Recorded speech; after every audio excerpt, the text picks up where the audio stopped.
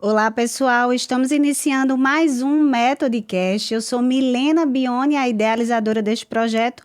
Estamos no nosso 6º episódio. E o Metodcast é um podcast criado para promover saúde, trazendo muito conhecimento. O nosso convidado de hoje é Dr. Charles Lucena, médico e psiquiatra. Muito obrigada, Dr. Charles. Agradeço a sua presença. Seja bem-vindo ao Metodcast. Eu que agradeço, Milena, o convite. Muito feliz de estar aqui, de conversar com você, de falar sobre psiquiatria, de falar sobre saúde mental. Então, eu acho que todo espaço de comunicação deve ser usado de forma proativa, como a gente tem proposto aqui. Parabéns pela iniciativa e vamos conversar um pouquinho hoje. Vamos sim, muito obrigada, mas queremos conhecer um pouco sobre Dr. Charles. Fale um pouco sobre a sua trajetória, sobre a medicina, a psiquiatria, sobre a sua vida profissional, Dr. Charles. Bom, medicina sempre foi um plano, né? Eu sempre me achei um cara muito pragmático, então desde muito cedo eu queria ser médico.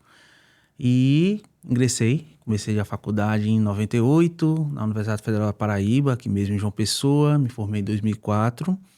Medicina foi uma escolha prévia, psiquiatria foi uma coisa que aconteceu no meio do caminho, então o ser psiquiatra foi algo que me foi apresentado ao longo do curso e sempre se mostrou um desafio que me interessava, né? Atuar numa área que tinha uma dificuldade até maior do que hoje em dia, né? Sim, Na semana que a gente está, por exemplo, saiu a concorrência das provas de residência de medicina, que é aquela prova que a gente faz ao final do curso para iniciar uma especialidade. Sim. Psiquiatria foi a área mais concorrida. Na minha época, eu já estou nesse tempo de falar na minha época não era assim, né? Então, cerca de 16, 17 anos atrás, quando eu entrei em psiquiatria, era um seara ainda que estava se entendendo algumas coisas, estava se mudando alguns paradigmas e isso me desafiava. Eu terminei na psiquiatria, mas assim, fiz a minha residência em Brasília, passei uns anos lá e resolvi voltar para minha cidade natal.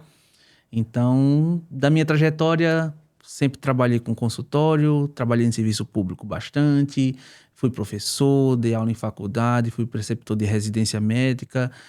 Hoje estou bem mais voltado para consultório e sempre que me convidam também gosto muito de falar sobre psiquiatria e levar um pouco do que a gente entende para as pessoas, para que todo mundo tenha acesso a essa informação. Isso, eu lhe acompanho nas redes sociais, acredito que muitas pessoas já lhe acompanham nas redes sociais e assistem aos seus vídeos, às suas entrevistas, que são bem claras e nos trazem muito conhecimento. O tema hoje é saúde mental, exercício físico, o corpo e a mente. Dr. Charles, há uma relação entre o corpo e a mente. E estamos vivendo um momento, uma fase onde está ocorrendo um aumento de pessoas com doenças emocionais. Dr. Charles, nos explique por que isso vem acontecendo. Você fez a pergunta mais difícil que poderia me fazer. Não existe uma resposta simples, né, para esse crescimento. A gente pode teorizar sobre alguns pontos que são fatos e começar a pensar sobre eles. Primeiro, hoje a gente tem mais informação, né? Então a gente tem um conhecimento em saúde mental muito mais amplo do que antes se tinha. E possibilidades de discussões maiores do que acontecia antes, né? Com menos viés de preconceito. Então, a gente tem um alcance populacional maior, as pessoas se identificam com algumas coisas e buscam ajuda e tratamento para coisas que há pouco tempo ficavam escondidas dentro de casa. Então, uma das coisas que favorece esse crescimento positivamente é a informação. O acesso a esse entendimento e que aqueles transtornos podem ser tratados. Mas, ao mesmo tempo, existem outros pontos negativos aí. De fato, tudo tem crescido, né? E a gente pode associar a vários fatores sociopopulacionais. A gente acabou de passar por uma pandemia, por exemplo, que é algo que nunca se passou nessa magnitude na nossa história. E certamente o impacto emocional de tais anos foi absurdo na população. Então a gente teve um crescimento no Brasil e no mundo, por exemplo, de quadros de depressão, de quadros de transtorno de ansiedade, tanto que o Brasil é medalha de ouro em transtorno de ansiedade hoje, infelizmente, é o país do mundo que tem mais casos. Então a gente vive situações de violência urbana, situações de insegurança, dificuldades financeiras. Então uma série de fatores hoje tornam a vida um pouco mais complicada do que já foi antes, né? Nós temos também uma celeridade em relação ao tempo, telefone celular, rede social, velocidade de se responder as coisas acontecem mais rápido, as respostas precisam acontecer mais precocemente, as cobranças são maiores. Então tem vários fatores sociais aí que também podem ter relação ou com a eclosão ou com a piora dos quadros. Então você tem um crescimento tanto da população quanto de um adoecimento secundário a esse crescimento desordenado. Então a psiquiatria, ela infelizmente hoje, ela lidera muitas estatísticas, tanto de afastamento de trabalho, quanto de mortalidade, e a gente tem trabalhado com muito afinco para tentar minimizar, primeiro com informação às pessoas, para as pessoas entenderem como prevenir, como se proteger, como se ajudar de diversas formas, e quando isso acontece, quando um transtorno surge, também tratar de forma precoce, tanto com as inovações da tecnologia farmacêutica, quanto com outros aspectos que talvez a gente converse aqui, que também podem ajudar Sim, muitas pessoas. com certeza. E falando sobre o corpo e a mente, Dr. Charles, o nosso corpo fala, o nosso corpo dá sinais. E quando os nossos problemas emocionais, nós perdemos o domínio, o nosso corpo pode adoecer por complicações, por transtornos, por doenças emocionais. O que são as doenças psicossomáticas, Dr. Charles? Bora. Então, assim, corpo fala realmente, e às vezes o corpo fala antes que as palavras saem da boca. Sim. Né? Você, quando tem uma pessoa que está com raiva de você, muitas vezes a forma como ele caminha até você, ou como muda a postura, você já entende que a pessoa está com raiva. Chateado. Então, quando não se fala, esse corpo sofre, padece. Precisamos falar sobre os nossos problemas. Às vezes com outras pessoas, às vezes com a gente mesmo, às vezes numa terapia. Então, o não falar é um grande problema social. As pessoas se comunicam muito mal e muitas vezes, apesar de acompanhadas por muitas pessoas, sofrem sozinhas porque as pessoas não entendem e às vezes a gente mesmo não se entende. É verdade. Então, quando a gente fala de doença psicossomática, a gente fala daquela doença que traz sintomas físicos, mas que tem uma causa psíquica. Né? Existe, por exemplo, uma febre emocional, digamos, quando você afasta uma infecção, como preditor da febre não tem, e você descobre que, opa, peraí, essa febre foi porque emocionalmente aquela pessoa estava abalada. Então, muitas doenças reumatológicas, como fibromialgia, por exemplo, que é uma doença muito comum, tem a ver com o quadro psíquico, tem uma associação extremamente direta com depressão e ansiedade, porque as vias do cérebro envolvidas são as mesmas. Então você tem cada vez mais uma relação muito direta do que a mente sente e do que o corpo traz. Hoje a gente não consegue dizer categoricamente se a causa é estritamente psíquica, mas certamente existe um fator aí, ou causador, ou desencadeador importante, como um agravador mesmo, tá? Então, você sob estresse, você sob uma demanda alta, você tende a ter pioras de quadros físicos e sua imunidade baixa, você fica mais vulnerável a outras coisas também. Certo. A depressão é um assunto muito sério. E eu descobri, as pessoas ainda têm a visão que o deprimido, a pessoa deprimida, ela vive naquele estágio de estar em casa, reprimido, não realizar as suas atividades. E eu descobri que não é bem assim. Essa fase já é um estágio avançado. Uma pessoa deprimida, ela pode estar indo ao seu trabalho, cuidando dos seus filhos. Podemos estar aqui conversando e eu ter um quadro de depressão. E os familiares, o esposo, a esposa, o filho, o pai, a mãe, até os amigos têm uma responsabilidade muito grande em identificar o quadro inicial da depressão. E uma responsabilidade também em tirar este paciente, esta pessoa deprimida, dessa fase, desse processo. Dr. Charles, o que é a depressão? Depressão é um transtorno de humor, né? Que vai muito além do humor. Traz prejuízos de várias esferas. Então, além daquela história do humor melancólico, ou da tristeza acentuada, ou de uma irritabilidade maior, você tem uma pessoa ali que não consegue sentir prazer nas coisas, você tem uma pessoa que vai ter um prejuízo de concentração, de memória, de atenção, de rendimento, de velocidade de processamento, de tomada de decisões. Então, é um paciente que tem uma série de prejuízos em várias demandas funcionais, tanto no trabalho quanto nas demandas pessoais. Então, o deprimido é aquele ser que está num transtorno importante que mexe com o seu funcionamento de um jeito muito mais geral do que uma simples mudança de humor, como as pessoas geralmente associam. Associam realmente a pessoa melancólica que está na cama, que não consegue fazer nada. Mas a depressão tem graus, desde mais leves até mais graves. E muitas vezes um quadro mais leve ou moderado, quando tratado como prevenção, quando tratar de forma precoce, rápida, não precisa evoluir de um jeito negativo.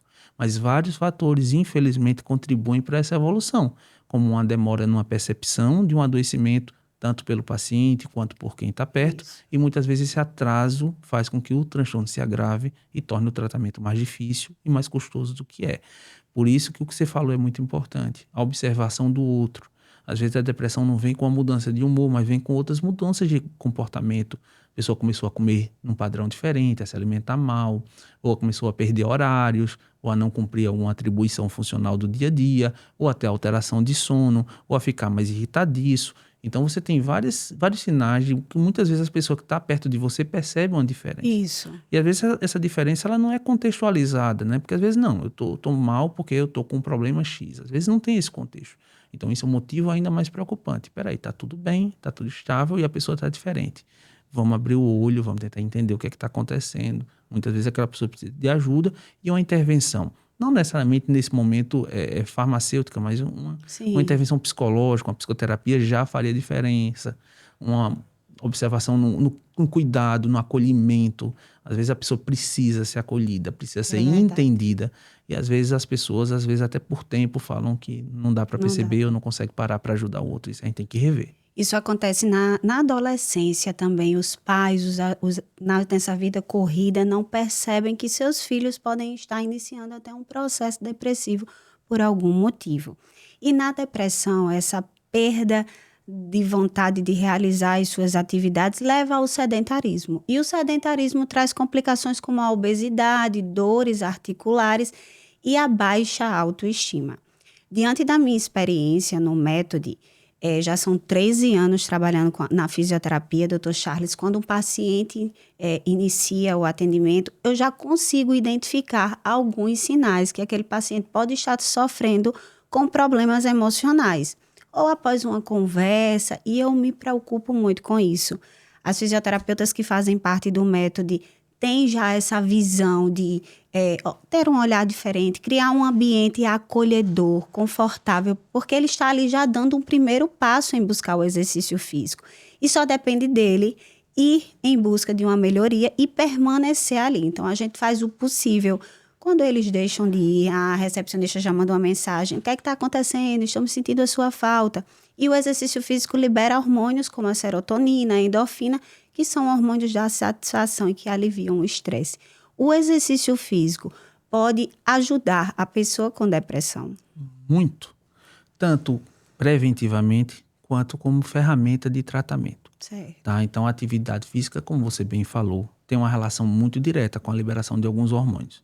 E alguns desses hormônios estão diretamente relacionados com a regulação dos centros de prazer e de humor.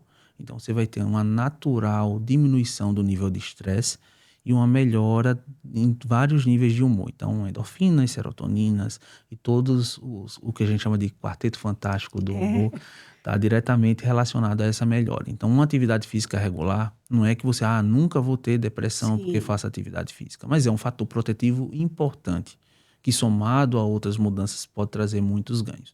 Mas aquele paciente já deprimido, já em tratamento, também se beneficia da atividade física como mais uma ferramenta, que muitas vezes se junta à terapia, muitas vezes se junta a uma boa alimentação, muitas vezes se junta a um ambiente favorável em casa, a uma medicação, quando o caso, em prol de uma melhoria. Até porque, vamos pensar, a falta de atividade física vai gerar um ganho de peso, como você falou da questão da obesidade.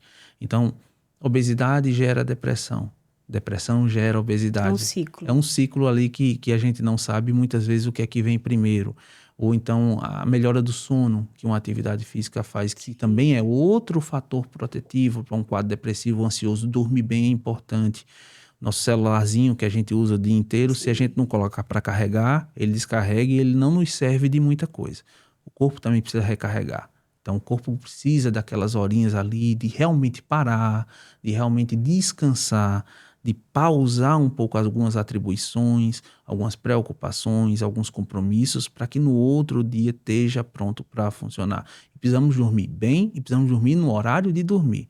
Não durmo à noite, durmo de dia, então você já tem uma desregulação, por exemplo, de otaína aí, que é a melatonina, que é um outro hormônio que também está relacionado, além do ciclo de sono, vigília, com humor. Então, você vai ter uma outra desregulação hormonal que também vai piorar o quadro depressivo. Então, a atividade física é fundamental, tanto como prevenção, quanto em outras fases do tratamento associado a outros fatores. Eu já ia lhe perguntar qual o tratamento da depressão quando nós identificamos que um familiar está apresentando alguns sinais de tristeza, perdendo a motivação de rotinas que ele tinha diariamente. O tratamento, o que fazer, doutor Charles? Tá. Depende muito de que momento está. O ideal realmente é levar para um especialista já nesse primeiro momento para que seja feita uma avaliação segura, né?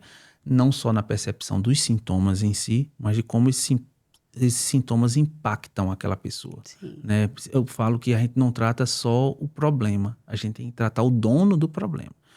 Na psiquiatria, eu tenho um cuidado enorme de quando falo sobre isso. Não existe quadros de depressão iguais. As síndromes, elas têm sintomas semelhantes, mas tocam a cada um e interferem na rotina de cada um de um jeito diferente. Cada um de nós é moldado pelo que a gente já viveu, pelo que a gente já passou, pelas pessoas que a gente conheceu. Temos nossas características pessoais, nossa personalidade, nosso temperamento. Isso vai impactar tanto na doença quanto na forma de enfrentamento da doença. Entendi. Então, o psiquiatra também tem que entender quem é aquela pessoa que está por detrás do problema para ajudar aquela pessoa naquela necessidade particular. Então, os tratamentos eles não são iguais. Às vezes o paciente fala, minha vizinha está tomando isso aqui, ela disse que é ótimo. Ótimo para ela. Verdade. Talvez para você não seja tão bom por características pessoais suas, tanto biológicas quanto psicológicas. Então, às vezes, por exemplo, tem remédios que dão uma certa sonolência. Então, a gente pode usar um remédio que traz uma certa sonolência para alguém que dorme mal. Mas alguém que dorme muito, por exemplo, já não vai ter a mesma utilidade e isso pode ser até um problema. Então, por isso que o tratamento é muito individualizado. Entendi. Primeiro passo, levar no profissional de saúde habilitado, no especialista da área, para fazer essa primeira avaliação, entender a gravidade do problema e entender como esses sintomas impactam aquela pessoa. A partir daí, o tratamento geralmente, quando medicamentoso, é com antidepressivo. E as pessoas se assustam enormemente nesse momento. Vou ter que tomar remédio, sabe? E é sempre tentar relativizar o peso do significado da medicação, até porque as pessoas têm mais preconceito com o que elas acham que entendem do que, de fato, com o que a medicação traz. Por exemplo, eu vejo pessoas tomarem antibiótico e corticoide em quadros infecciosos ou dolorosos com muita facilidade. São medicamentos potencialmente mais hepatotóxicos, ou seja, mexem mais com o fígado do que um antidepressivo, por exemplo. Então, primeiro trabalhar é explicar o que é aquela medicação, o que é que a medicação faz e quais são os prejuízos e benefícios que o medicamento traz. Então, trabalhar essa adesão, o paciente informado, aquele paciente que adere muito bem ao tratamento, porque ele sabe o que está fazendo, ele confia em você, ele entende o seu plano terapêutico com ele e ele compra aquele plano. Né? Então, isso vale na psiquiatria, vale na fisioterapia, vale em todas as áreas. O paciente que fica ali sem entender o que está fazendo, ele não se motiva a continuar. Então, a gente tem essa conversa para ajudar o paciente a entender o que ele tem, como é que ele pode tratar e, às vezes, quando medicado, explicar as medicações e tentar usar medicações que pouco interfiram na rotina dele, para que ele não tenha prejuízos funcionais em função do tratamento. Hoje, 2023, a gente teve um avanço da psicofarmacologia enorme. Realmente, se a gente voltar no tempo, anos 70, até o início dos anos 80, a gente tinha pouquíssimas opções e os pacientes realmente tinham muitos efeitos colaterais, muitos prejuízos, e isso fazia com que eu não vou tratar, porque eu não quero ficar desse jeito. Hoje em dia, você Evoluímos. não evoluiu demais. Hoje em dia, as pessoas conseguem se tratar e se manter na rotina delas habitual, porque a vida também não espera muito a gente, né? E dar continuidade ao tratamento, não desistir é muito importante. Entender o tempo. Porque também, vou tomar remédio para sempre, por exemplo, é outra pergunta que a gente escuta. Geralmente, não. Por exemplo, no quadro depressivo, geralmente, não. A maior parte dos pacientes que faz o tratamento adequado tem início, meio e fim. Agora, existem outras patologias, com outras gravidades, que às vezes a resposta não seja essa. Mas, quando tratado com precocidade, e a maioria dos casos, a gente consegue fazer um tratamento que começa e termina. Mas, quando é um caso de um tratamento mais extenso, fazer isso de um jeito que a pessoa mantenha sua rotina, sua funcionalidade plena e, principalmente, sinta-se bem consigo mesmo. Ótimo, não atrapalhe sua rotina, seu cotidiano. Isso. Doutor Charles, o senhor já falou sobre a fibromialgia, mas a dor crônica e a fibromialgia são doenças que afetam o corpo. E os nossos pacientes com fibromialgia relatam dores, falta de estímulo. Temos muito cuidado em administrar exercícios a esses pacientes, respeitando a sua condição física, as suas dores, a sua os seus relatos. E a dor crônica e a fibromialgia, o senhor já falou um pouco, mas eu vou perguntar novamente. A dor crônica e a fibromialgia é uma doença são doenças psicossomáticas? Também, até certo ponto sim.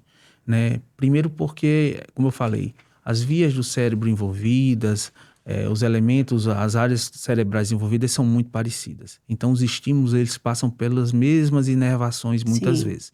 Então a gente tem uma associação extremamente direta, por exemplo, com depressão e dor crônica. Eu participei de um estudo ano passado no Brasil que a gente fez nas 5 regiões do Brasil, vendo a associação de quadros de pacientes com dor crônica que vão ao psiquiatra, ou que vão ao reumatologista, ortopedista ou neurologista e a presença de quadros psiquiátricos nesse paciente. Sim.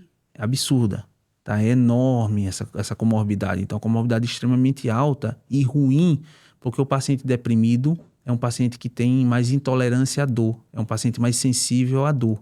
E o paciente que com dor crônica, ele fica mais fragilizado emocionalmente. Então, também aí a gente tem a mesma via de mão dupla, onde a dor pode levar a um quadro depressivo e o quadro depressivo pode levar a uma dor. Você falou do paciente limitado. Estar limitado é muito difícil. Funcionalmente é difícil a qualquer momento da vida, tanto que o paciente idoso muitas vezes deprime em função das suas limitações que surgem com o passar do tempo. Isso. E o paciente mais jovem, ele sente-se também muito mal por não, quando compara consigo mesmo tempos atrás, ou quando quer fazer algo e não consegue. É um paciente com dor crônica, é um paciente muito judiado, muito mexido, que já tentou algumas coisas muitas vezes, às vezes está até descrente de alguns tratamentos.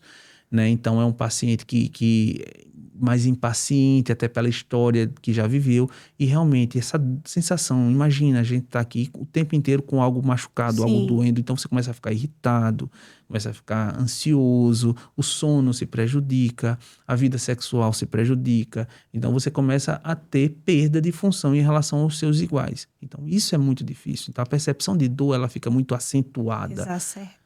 Exato. Então, é um paciente que você precisa ter paciência nesse trato, entendimento e empatia com a dor dele. É muito importante o que o senhor está falando. E trabalhar muito a confiança dele e como ele é importante nesse processo. E eu falo muito no método, até para as fisioterapeutas, para as profissionais, que é importante você dar credibilidade ao que o paciente está relatando. Isso. Dar importância ao seu quadro de dor, não achar que é besteira, que é frescura e respeitar a sua condição física naquele momento, o seu limiar de dor, para que ele vá, como o senhor disse, criando confiança e ser entendido. E falando sobre o corpo e a mente, como iniciamos o Metodcast, o Pilates é um exercício físico que trabalha o corpo e a mente, a concentração, a respiração. E lá no método, além do Pilates, nesses pacientes que estávamos falando agora, que sofrem com dor crônica, nós unimos um protocolo de dor para que esses pacientes saiam do atendimento melhores do que chegaram. Dr. Charles, o senhor indica o Pilates aos seus pacientes que sofrem com ansiedade, burnout, transtornos emocionais? Sem dúvida nenhuma, né? Como a gente conversou antes, a atividade física é uma ferramenta importante em todas as esferas do tratamento. E o Pilates surge como uma dessas ferramentas. Claro que eu sempre deixo o paciente muito livre nas suas escolhas, porque às vezes para ele é um esforço muito grande fazer atividade física naquele momento. Então eu sempre tento trabalhar a ideia hoje, eu quero que você se mexa, eu quero que você cuide do seu corpo como um autocuidado. Então eu sugiro várias atividades diferentes, nunca digo o que eu faria, porque eu sempre falo, o que eu faria me serve e às vezes nem me serve.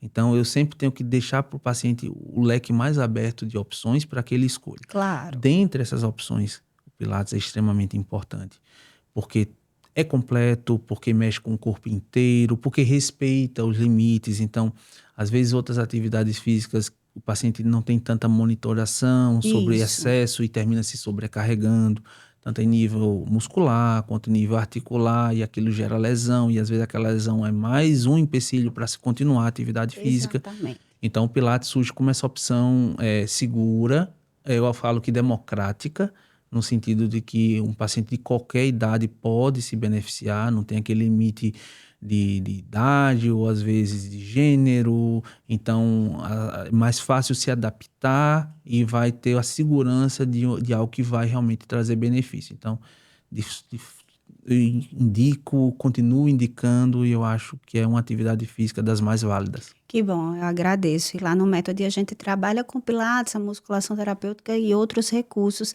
E o que o senhor falou é muito importante, respeitar o desejo do paciente. Ele realizar a atividade física que ele se identifique é importante, mas respeitar o momento dele também. E estamos ouvindo muito falar sobre a síndrome de burnout, que é uma síndrome do esgotamento profissional. Nós, como o senhor falou, né, já que a nossa rotina, a correria, nos achamos super-heróis que damos conta de tudo. E nos fale um pouco, doutor Charles, sobre essa síndrome, a síndrome de burnout. Nos últimos anos a gente tem falado muito do burnout porque a incidência de déficit no trabalho, de pessoas que têm faltado ou mesmo se aposentado precocemente por estados psíquicos é muito Sim. alta, né? Então, as demandas mais altas nos serviços de previdência. Então, isso tem chamado a atenção, esse fenômeno dos últimos anos, que ainda tem esse nome meio americanizado, mas adotado no mundo inteiro, né? O burnout, essa sensação de explodir, de implodir, na verdade, que tem a ver com a questão do trabalho. Não confundir o burnout em outras searas, tá? Então, quando você tira a questão do trabalho, o diagnóstico de burnout se fragmenta. Então, você tem um quadro depressivo, ansioso, mas quando você tem o trabalho diretamente envolvido, aí o diagnóstico de burnout vem porque, nesse caso, é uma relação muito direta. Não só com o trabalho em si, com o exercício da função, mas também com o ambiente de trabalho, Certo. com as pessoas do trabalho, ou com situações que lembrem o trabalho. Às vezes, hoje em dia você tem as redes sociais do trabalho. Às vezes a rede social do celular toca, é uma coisa do trabalho, o paciente já tem aquela sintomatologia vindo mesmo na ausência. Então a simples iminência de falar sobre o trabalho às vezes gera. Aí você fala, por que o trabalho? Porque, como você falou, a gente passa muito tempo nele, né? Nós temos uma carga horária mais ampla, muitos trabalhos têm pressão, tem meta, tem compromisso, tem prazo, e tem, às vezes, até assédios. Então, as relações de trabalho, às vezes, estão um pouco mais complicadas, a relação chefe-funcionário. Então, N fatores ali podem ser fatores estressores e que contribuem tanto para o surgimento quanto para o agravamento de um quadro psíquico, seja desencadeado a partir daí, ou seja, piorado a partir daí. Que a gente fala que às vezes alguns trabalhos eles são agravantes de quadros psíquicos, né? Aquela rotina ou aquela ambientação ou as pessoas que estão ali podem ser fatores de piora. Então o burnout tem essa relação direta com o trabalho e com os seus simbolismos acerca do trabalho, e nesse caso o paciente não vai conseguir desempenhar aquela função de um jeito seguro. Aí, no primeiro momento, a gente tenta afastar do trabalho, tratar o quadro, para que o paciente consiga retornar aquilo de um jeito mais funcional.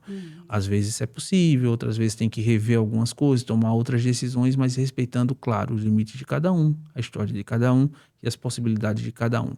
Mas é uma coisa a se atentar e cabe aos donos de empresa, às grandes instituições, reverem um pouco as relações de trabalho, né? Prestar atenção na saúde mental dos seus funcionários, divulgar questões de saúde mental, fazer palestras, tomar medidas protetivas, equilibrar excessos, porque às vezes a produtividade termina ficando muito acima do ser humano e isso certamente vai acarretar prejuízo adiante. Compreendo. Eu tenho 36 anos de idade. Quando eu era jovem, naquela fase Quando eu era jovem é ótimo, né? Na fase do colegial, antes de realizar uma prova, não sabia que era ansiedade, né? Como o senhor mesmo falou, hoje a gente tem muito conhecimento. As redes sociais acabam nos trazendo muitos conhecimentos sobre ansiedade, depressão. E naquela época as minhas mãos suavam, o coração acelerava, eu queria ficar quietinha num canto. E hoje eu sei que ali era o momento da ansiedade antes de realizar uma prova. E hoje em dia a gente escuta muito falar sobre ansiedade. O que é que acontece que a pessoa pode desenvolver a ansiedade? Tá. Primeira coisa que a gente tem que pensar é que a ansiedade em si é normal. Certo. Tá? É uma reação normal, uma reação fisiológica a alguma situação de estresse. E que bom que somos seres ansiosos. Eu falo que se a gente não fosse ansioso, nosso ancestral pré-histórico lá não ia ter medo lá dos animais, ia se aventurar a enfrentar todo bicho, inclusive maiores que ele. Então, a ansiedade, o medo, muitas vezes são fatores protetivos de nós como espécie. Então, precisamos de algum grau de ansiedade, porque eu preciso entender o que é que me traz perigo e o que é que não traz. E precisamos de algum medo também como medida de prevenção. Não vou fazer isso para não me arriscar. Então, você ter reações de medo ou ansiedade, né, que essa reação física, Mas como essa você reação falou, da prova foi uma reação de ansiedade. porque para você aquela prova era uma ameaça de alguma forma, porque você traz um significado, né, para a sua vitória ou derrota, às vezes a aprovação dos pais, às vezes a aprovação da escola, às vezes sua autocobrança. Então você não está lidando ali com a simples prova, está lidando com todos os significados e simbolismos daquilo.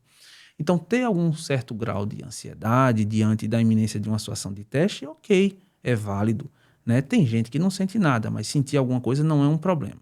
Mas se você fosse essa menina que na hora da prova sentisse essas sensações físicas e aquilo te paralisasse, te impedindo de fazer essa prova, compreendi. Aí você não seria uma pessoa ansiosa, você seria alguém com transtorno de ansiedade. Entendo. Porque o que é que separa a ansiedade normal da ansiedade patológica? Primeiro, a magnitude dos sintomas, a intensidade deles e, principalmente, o sofrimento e o prejuízo funcional que os sintomas vão trazer. Tá? Então, o problema não é ficar nervoso na hora da prova, ou ficar nervoso antes de fazer uma palestra, ou antes de uma situação diferente na vida, seja boa ou ruim, mas sim o impedimento, o não fazer, o sofrimento maior do que precisa e o dano que esse sofrimento maior traz. Então, a ansiedade ela é normal até o ponto que não traz sofrimento e prejuízo funcional. A partir daí, a gente tem um transtorno de ansiedade e tem uma série de transtornos de ansiedade, como o transtorno de ansiedade generalizado, os transtornos de pânico, as fobias específicas. Então, são situações particulares que são agravamentos de um quadro ansioso. Compreendo. Eu vejo muito a importância de orientar os nossos pacientes de um acompanhamento muito profissional. E quando a gente observa a necessidade daquele paciente buscar um médico psiquiatra, um psicólogo, nós os orientamos.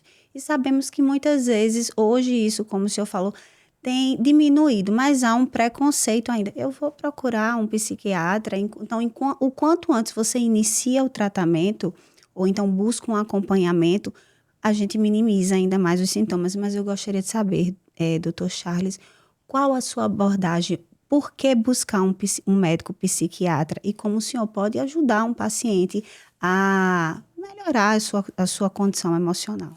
Eu devolvo a pergunta. Por que não buscar um médico psiquiatra? É a pergunta que a gente tem que fazer. Certo. Porque muitas vezes a resposta, quando a gente se pergunta isso, ela vai vir cercada de preconceito. Na verdade, o ser humano ele tem muito medo do que ele não conhece. Isso é normal e sempre foi assim. Todas as mudanças que a gente passou como sociedade, no começo causaram estranheza. E depois de um tempo foram vistas como algo normal. Então é assim do ser humano. É assim quando você vai para uma casa nova, que você estranha a casa, a vizinhança, a cama. Então, tudo que é novo, mesmo que seja algo melhor, é desafiador, é intimidador. Isso. E eu falo que falar sobre saúde mental ainda é algo desafiador, é algo intimidador. Porque quando você vai no psiquiatra, muitas vezes você tem muita preocupação com o que eu vou falar, o que é que eu vou dizer, sabe? E eu sempre falo, é uma consulta médica normal, tá? Como você chega com um problema de pele ou com um problema no coração, você vai chegar lá, levar o problema que está te afligindo. E a partir daí, se tem uma conversa, se tem um diálogo, um entendimento, e a gente vai desmistificando ao longo do tempo algumas coisas. Alguns pacientes que entram muito armados, muito defensivos, muitas vezes são aqueles que quando você dá alta, ele faz, não quero ter alta. Não. Então, assim, você tem a gente vê muito essa quebra, esse trabalho de tabu sendo rediscutido. Então, quando não se vai no psiquiatra, muitas vezes é por preconceito, porque nosso corpo e nossa mente são uma coisa só. Eu preciso de um cardiologista, eu preciso de um dermatologista, eu preciso de um psiquiatra. Muitas vezes, um problema de sono, um estresse maior no trabalho, relações difíceis, são preditores de algum quadro psíquico. E quanto mais cedo se cuida e se intervém, e isso vale para toda a área de saúde, todas as outras áreas, a gente tem a chance de um sucesso maior. Então, na hora que se perguntar por que eu vou, se pergunta por que é que eu não vou. Se você não tiver uma resposta boa o suficiente, vá se cuidar. Verdade. Então, cuide da sua mente, cuide do seu corpo, né? Dr. Charles, eu tenho um quadro aqui no Metodcast onde eu trago algumas perguntas dos nossos pacientes e dos seguidores. Uma das perguntas que Cassandra, nossa paciente, Não, eu não realizei ainda, eu vou corrigir. Tá. Cassandra, nossa paciente, ela perguntou qual a importância do exercício físico no tratamento da ansiedade, mas o senhor já falou rapidamente, se quiser acrescentar algo. Isso, como a gente falou, né? Só reforçando. A atividade física é um regulador, tanto do estresse quanto do humor. Então, a prática regular de atividade física, uma atividade de preferência monitorada por um profissional que possa orientar a capacidade, qual o melhor tipo de atividade física para você, pode trazer inúmeros benefícios, tanto quanto prevenção, quanto mesmo em outras fases do tratamento. E a Alcineide, ela realizou 2 perguntas, é nossa seguidora. Doutor, posso tomar remédio de ansiedade e com o tempo ter perda de memória, da memória? Uma pergunta interessante.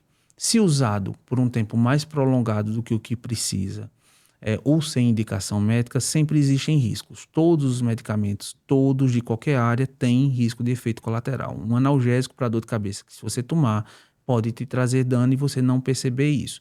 Então, esse risco ele é muito pequeno ou quase ausente com o uso regular, com o uso adequado na dose certa, pelo tempo certo. Mas o que a gente percebe é aqueles pacientes que usam medicamentos para ansiedade, geralmente o tarja preta, por um tempo muito prolongado, sem indicação, porque na verdade são medicamentos mais de emergência do que de tratamento. Sim. Mas você se mantém confortável ali usando, sim, você pode trazer prejuízo, não é necessariamente de memória, mas de concentração, atenção, que são fatores que vão ajudar na tua memória. Então, às vezes, eu memorizo aquilo que eu me concentrei a prestar atenção. E, às vezes, a gente tem essa área cognitiva prejudicada pelo uso de ansiolítico, de uso inadequado. E ela também perguntou, quando a pessoa toma remédio para ansiedade, pode parar de tomá-lo a qualquer momento? Não, claro que não. Da mesma forma que se começa um tratamento, é importante que se termine o tratamento. Tanto para começar quanto para terminar, você vai precisar de alguém que te oriente como fazer isso.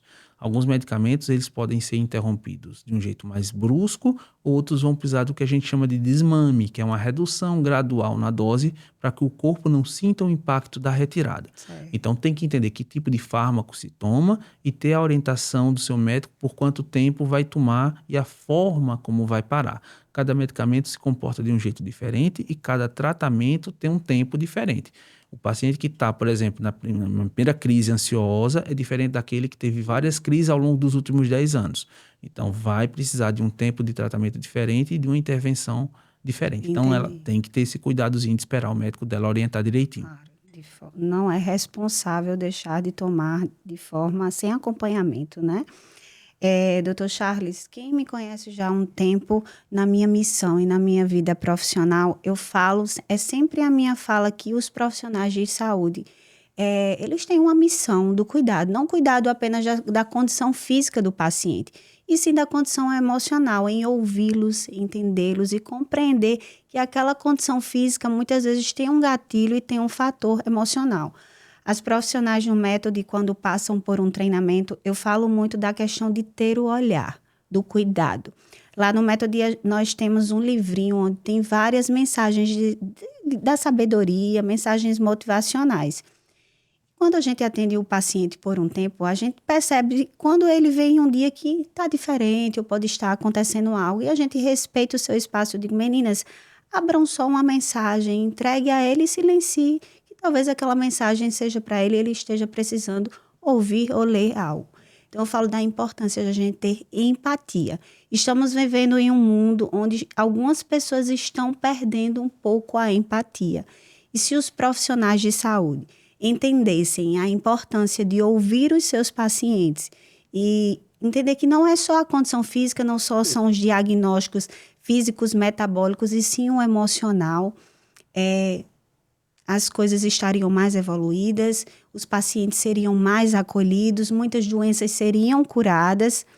E, Dr. Charles, eu lá no método eu gosto muito do contato. Abraço alguns pacientes e respeito também o espaço de algum. Faço isso quando eu sinto liberdade. E o abraçar não é só no contato, é no toque, é no olhar, é numa palavra de motivação.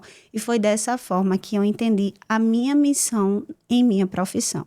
E o senhor, doutor Charles, como psiquiatra, o que o senhor tem feito para tornar o mundo mais empático, a reduzir esses quadros de ansiedade e auxiliar os seus pacientes a reduzirem os transtornos emocionais, além da sua abordagem técnica, além da sua abordagem dos seus conhecimentos, o que o senhor tem feito, doutor Charles? Eu concordo com você. Na verdade, eu falo que a missão do profissional de saúde, na verdade, não é tratar doença, é tratar pessoas.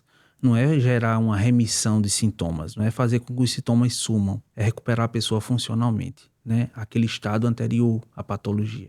Então, a gente tem que cuidar mais do outro e menos do que o outro tem. Às vezes, as pessoas se preocupam mais em dar um diagnóstico do que entender quem é a pessoa por detrás desse diagnóstico.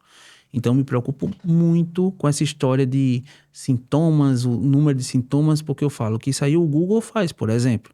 Né? Você vai lá, tem a lista de sintomas, o paciente, eu tenho tal doença porque eu tenho tantos sintomas. Isso é o menos importante. É mais importante entender o que é que aqueles sintomas significam para aquela pessoa e qual o grau de prejuízo que isso traz.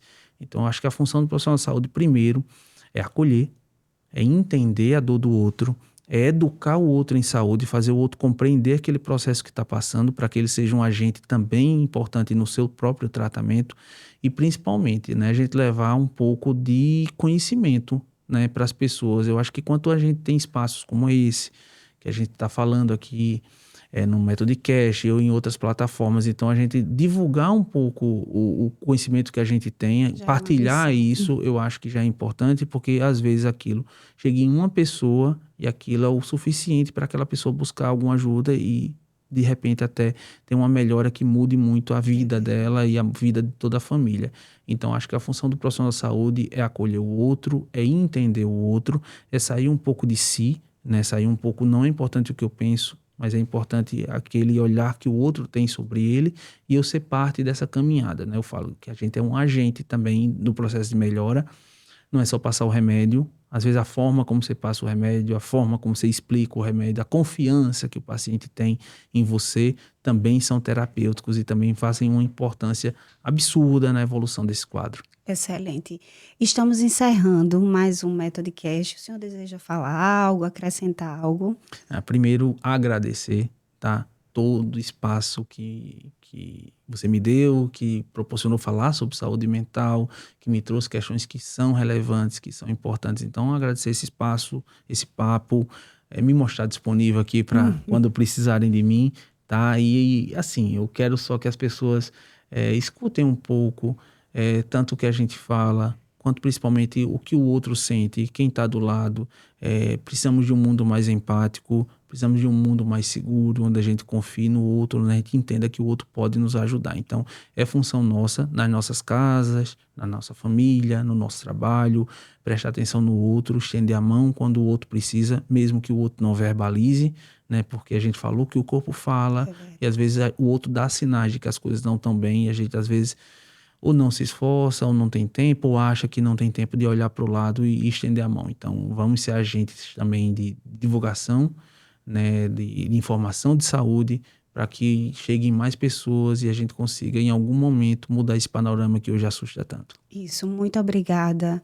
Eu agradeço demais os seus esclarecimentos, a sua presença. Obrigada, doutor Charles. E, pessoal, vocês viram os esclarecimentos de doutor Charles, a importância do exercício físico no tratamento de algumas doenças, quanto é importante tanto na prevenção, como o doutor Charles disse, no tratamento. Então, se você sofre com algum indício, algum transtorno de ansiedade, depressão, busque cuidar da sua mente. Está aí um médico renomado, psiquiatra, doutor Charles, estará aí a sua rede social, o seu Instagram, o seu contato para vocês buscarem um acompanhamento. E o método é um espaço acolhedor, onde oferecemos o Pilates, o exercício físico, onde estamos dispostos a não cuidar apenas da sua condição física, como também da sua mente e proporcionar o melhor. Eu agradeço, esse foi mais um Metodcast. Inscrevam-se em nosso canal, nas nossas plataformas, no YouTube, no Spotify. Até a próxima. Deus os abençoe. Tchau, tchau.